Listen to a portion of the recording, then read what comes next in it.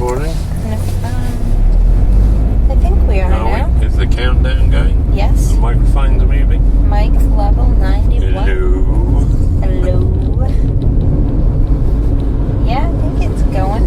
Cool. So, where are we today? Palgrave. I mean, right now we're on our way back, but we were at Palgrave. Yes. And how was your experience at Palgrave from a mountain biking point of view to start with? I had quite a pleasant ride today. I mean, I could get into the more specifics in a minute regarding the conditions of the day, but just on a whole, I had quite a pleasant experience with one trail in particular, leaving a lasting impression of enjoyment on me. This is a blue trail with an air boot, just to say. Yes. I might not be the best person to be asking to review these trails at the minute, but you are asking nonetheless, and I did participate in some, if not most, eh? You did, yeah, you did well. So, Better than yesterday. we 2 bailouts yesterday Goodness gracious. on some flat ground on a grassy bank. But it was just a stressful day, so Never I mind. have a little confession to make, which is Ooh. we went to Palgrave once when Jessica first started riding mountain bikes, and it was okay. It was busy, a lot of cars in all the car parks. It may have been a Saturday morning. I think so. You know my view if you've listened to this podcast by now, that I don't do well with the loud bunches of blokes generally. It just annoys me.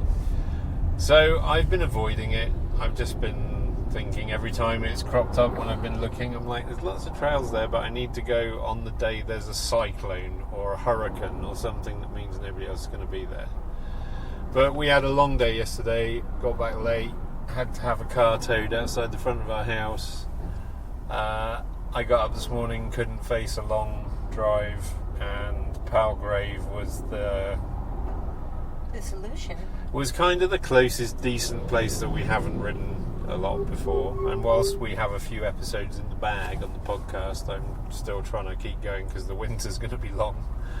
So Actually, just side note, as you said, winter, that is somewhere I am definitely looking forward to fat biking in the winter. So stay tuned. yeah, so it's Palgrave is its own town. It's the Palgrave Conservation Area. It's managed by Toronto Conservation Authority, and generally their trails are pretty good.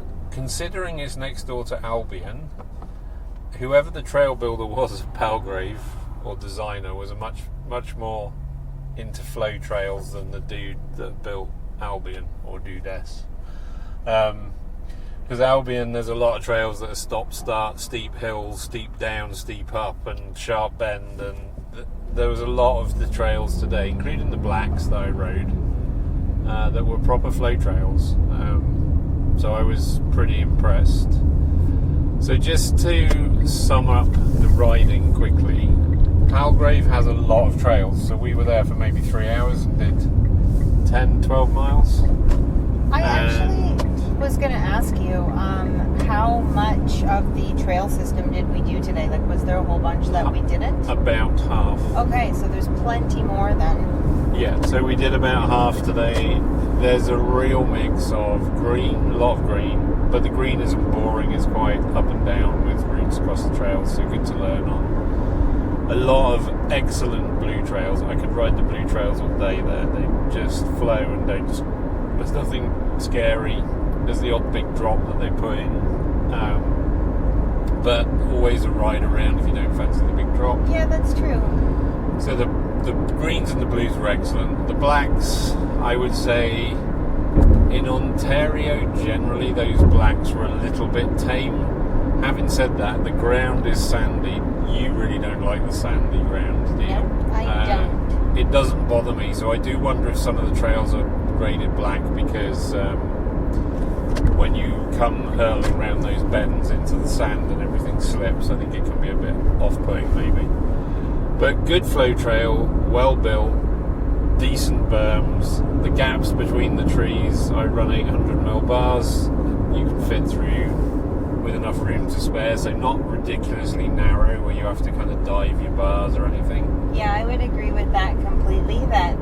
I really enjoyed the narrow bits today because it like you said, it's not like too close, but it's actually like it makes your heart skip a little or like focus just a little, but you can easily slide through. It's close enough without being so dangerous. I didn't ding my bars once today, which is unusual because I normally cut things too fine, and normally at least there's a little scuffy noise somewhere along the line, but no, none of that today. So I would say extremely well built, well planned. What's also really nice is if you're riding, either you're just starting or riding with someone who's a beginner, or riding with kids, or riding with somebody in an air boot. You can do the greens and then you can get on a blue, and the blue will be crossed by a couple of greens, so you can always bail out. There's always an exit trail if it gets too much, and the blacks are so self-contained that you can do the black and then you can bail out and go a different way. But there's a lot of trails in there. There's miles and miles of trails, and I guess I was thinking, just before we get into facilities and all that, I was half thinking today, if you were visiting and you thought, I'll go and do Palgrave, you could go and camp at Albion. You could do Albion one day and Palgrave the next. I think there's enough riding to do 2 days there. I would say you are correct. Or if you were visiting people in Toronto and you wanted to escape for a couple of days riding, there's a couple of options that I would explore. I think you could have a fun 2 days split across the 2 places. Would be my opinion. So, reckon. Yeah, so that was that. There seems to be lots of car parks and some multiple, yeah, and how also many would you say? 3 at least. There's 3 official, and then there's a couple of unofficial places. There was a toilet facilities. I didn't check it out, but yeah, an outhouse or a portaloo, as you would call it. It was definitely on a bit of an angle for me, and my boot was a bit tricky, but I like it when they have a handle on the door that you can hold on to while you squat too. That was particularly helpful for this one that was on the slope, trust me. There's a good map, there's marker numbers, and you can download the map as a little QR code. So numbered posts. Yeah, so it doesn't always help you with mountain bike trails, but what it does mean is you can always find your way back to where the car was. One thing I would say is there's horse riding going on. We saw some guy that thought he was out of some Wild West? Yeah, something like that. He even got the hi ma'am, is that what he said? He said, I don't even think he said hi, he just said ma'am with his big giant cowboy hat on. Do his hat? He might have tipped it, yeah. Yeah. Anyway, he was amusing. And however, rules of the road generally are humans, horses, bikes. And I wanted to go and do this blue trail again, and I came up to where they were. There's maybe 5, 6 of them. He had them all roped together, and he was going round the same trail I was, which was the blue, which would have meant I'd have had to have either waited for a long time or ridden down bits really slowly. And he literally pulled off the side of the trail and went, "You go first," which did he really? did appreciate. He didn't need to. And he even said hello when I saw him the 3rd time because I was looking for you. Cool. But I dived into another set of trails. So yeah, so from a riding point of view, you could easily spend a day. 10 miles is half of it probably, and I was impressed. Well built. I cannot wait to go back actually, which is interesting considering I've avoided it for the best part of the year. You are really changing your tune here. And I think it's, you know what, to be honest, like, maybe not all, but a lot of places, even if you get quite frantic when there's cars in the car park, but it's big enough that once you get into the bush and into the woods, like, I saw 2 other cyclists when I was like off down a hill looking for mushrooms. But to be fair, you've never experienced riding when it's so busy. You've had like 30 people up behind you, one after the other, and, you know, people shouting bike or passing, and you have to get out of the way. And with your leg, I've been avoiding places where it's going to put you in a situation where... Well, never even mind my leg. You've never brought me anywhere where I've experienced that. But that's what some of these places can be like, which is why I'm a bit funny about it if it looks busy. What I would say, though, is I was chatting to a guy in the car park who had a GMBN shirt on. What does GMBN stand for? It's the Global Mountain Bike Network. It's hosted in the UK. But he said, it's normally really busy here. I think going, as we know, later in the day is a benefit. I think most people ride in the morning, particularly people with families and stuff. Yeah. And we have a habit of kind of getting there like 11:30 when the car park may be full, but most people are finishing their rides in the next like half an hour to an hour. So. Yep, that's kind of our move, right? Yeah. So, and in England, I'd always ride either earlier in the morning or in the afternoon, evening. Same reason. Just tend to find that you pick the times when you can avoid people. Unless you like people, then get there at 9 o'clock. So I think I've said enough about that and the facilities. I was just remembering back to that one flowy trail. Did it have a name? Do you recall? I don't recall what the name was, but I will put the name in the description. Well, that trail was so fun, and one thing I did just want to mention about it that was just a nice little treat was I noticed there was like not even a single root on it. It was so smooth and flowy, like butter. It was excellent. And actually, if you got the speed right, there was very little up pedaling. Like it was, you could pump in the bottoms and then you'd coast. And I actually quite like roots, but it was just a nice little change and like a treat from a bottom. No, it was excellent actually. But as we did mention on the conditions front, because we have had a pretty serious lack of rain, which I am not complaining about, but that meant it was so darn dry in there. I was getting Jamie's dust in my eyeballs quite a lot, and there was some serious sand traps that at the best of times I don't love, but particularly with my boot situation, that whole like feeling of completely losing control, and just after wiping out a couple of times yesterday, I wasn't really enjoying that. There wasn't too much of it, but there was definitely some spots. Yeah, the trails get blown out when there's no rain. Like, at least if you have the loamy stuff at the top, which you laugh a bit. When it rains, though, that's when you get grip. It's not polished, though. At least the pine needles help a bit, but there was a few bends I hit, and I'm like, this is slippery. It's just blown out and dry. And yesterday, actually, where we were yesterday, the mud was sun-baked and polished almost. It was very strange. Yeah. In a few places. Like so cratery, crunchy, like... Yeah, like drought kind of conditions. There's another issue with it as well, which is, there's no mushrooms because of the lack of rain, I think. Well, we'll get to that.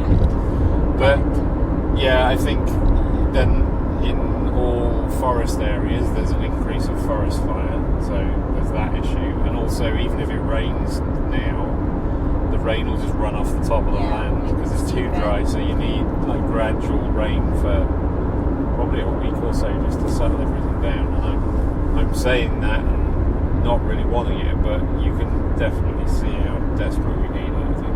Yeah, it's true. Well, I'm sure Mother Nature will kick in and take care of business at some point. Hopefully. When she feels the need. And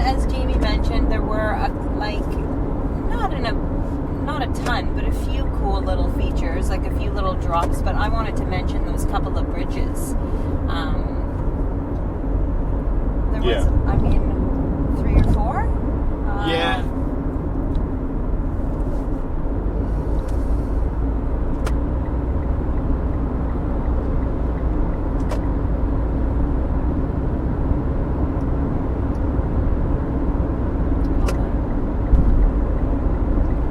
Yeah, there was 3 or 4 bridges. They're quite wide and well built, aren't they? You did the difficult one and didn't do the easy one, which was a bit confusing. Well, the one that had the bend in it, Speak to yourself. I did. I looked down and just pictured myself tumbling off on the wrong side like I did yesterday in slow motion. So, yeah, you're right. I did the tricky part and then I bailed on the easy part. Oh well, I'm sure everybody knows how it is when you get into your head and you psych yourself out. So, yeah, I would say that was quite a pleasant adventure today, and I really had no recollection of Palgrave other than the arriving, because that was one of my first rides for sure. And I'm pleased to hear too that we only did about half of it, because I will also look forward to going back. And yes, for where I'm at right now, that was very manageable today. More than manageable, it was enjoyable. So, I think, we'll definitely go back and do an update. We may even do a fat bike visit, I think. Yeah, that I'm really looking forward to. I was going to ask you a question about mushrooms. So, when we sort of first started getting into mushrooms properly, Albion in October was one of the first places we went, I think. I think you are correct. And I know we were earlier in October, that was probably later in October, but isn't it amusing how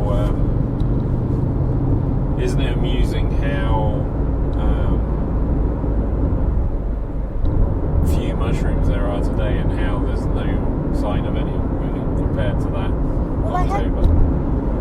And I had 2 thoughts about that as we were riding through today. One was, I wonder if this is largely a lack of rain and moisture. And number 2 was, I did just wonder if the environment and types of trees, if it is just better in other seasons for different mushrooms. Like, I'm certainly not an expert. I'm still, got a long ways to learn on my tree identification. So I had that thought. I just wondered if it was like a great place for different types of mushrooms that are not current right now. Does that make sense? Yeah, I mean, I do wonder if we're not properly into autumn yet. If that's even though it's the time of year and the leaves are turning, there's not many leaves on the ground yet. Maybe we're just too early for the autumn mushrooms. Well, it has been particularly warm, and like we just said as well, dry. So, it sounds like we will be visiting Palgrave again in the near future, because we enjoyed today so much and have unfinished business there on both the trail and mushroom front. So perhaps we should wait for a little bout of rain and go try our luck again. Yeah, maybe. See what we see. We will, I'm sure. So anything else you'd like to add? Well, I did want to talk about one mushroom that you spotted today. And I'm sure that we already mentioned that it was a mixed forest of deciduous and coniferous trees, but really beautiful mixed woods. Yeah. I loved the kind of just after that first little bit of trail out of the parking lot, and then you kind of came out to that open field. Into the savannah. Oh man, I had such, after yesterday, and just, a lot of car time and human time and not enough wilderness time. I felt such a sense of like, that's better when we got to that spot today. It was so nice, and just, really gorgeous mix of trees and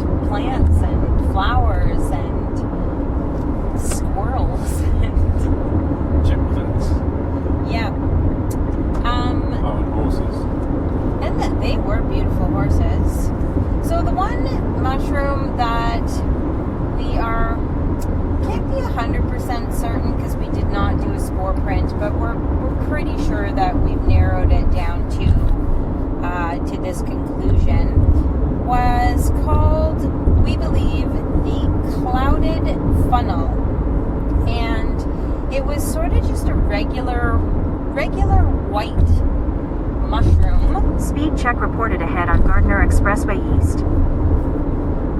Regular whitish looking mushroom. Jamie had spotted a nice little cluster of them poking out of the pine needles and leaves growing out of the ground. They just looked a bit different, right? So. Well, they were also pristine and young too, just in perfect condition. I sort of thought at first that they could be bluets, just based on a few features and characteristics. But I think most of the information we were getting to, the smell did not match up with several other possibilities. So I think we've come to the conclusion of clouded funnel, which we do not believe, it is not edible or suggested not to eat. I think actually it said that they used to be considered edible and now not. They were once considered edible. Now it is known that they can cause moderate, sometimes alarming gastric problems in some people, which may not begin until 4 hours after consumption.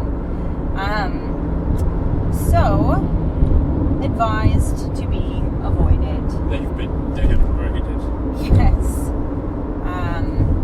So that was kind of our only find today, and it was still, I have to say, it was still quite enjoyable to pull over and sit on the ground and play with some mushrooms, touch them and smell them. We found deer mushroom as well, didn't we? But, You did, yeah. I mean, they seem to be difficult because there seems to be lots of look-alikes from what you said. I'm not entirely sure. It's another kind of regular-ish looking mushroom, as in or at least I'm not yet familiar with super distinguishing key features. But it was old as well. It was old and a single. Yeah. But that was actually still good that you did find that, though. It puts it on my radar a little bit to try and learn a little bit more about it. So that was that, and then you're experimenting with rose hips. I know you want to report on that more detail once you pick some more, but I think so. you're on a mission to understand them a bit, I think, aren't you? Yep. Because I've seen a lot of them, and I hear the name, but I really don't know what to do with them. So but 'tis the season, it seems they are out now. I don't know if they carry on all through winter or get better or what, but another edible on our radar. Yeah, we shall see. Yeah, we shall see. So anything else you'd like to add? Well, we did stop for a cone, an end of season cone the weekend before they are shut down for the season until next spring at Happy Days. Happy Days in Bolton, I believe. It is, yeah. We've been there before a few times. Yep. Pretty jolly good experience. Although today the ice cream was a little bit on the soft side. It's a good price, and you can kind of hang out for a bit, sit outside your car.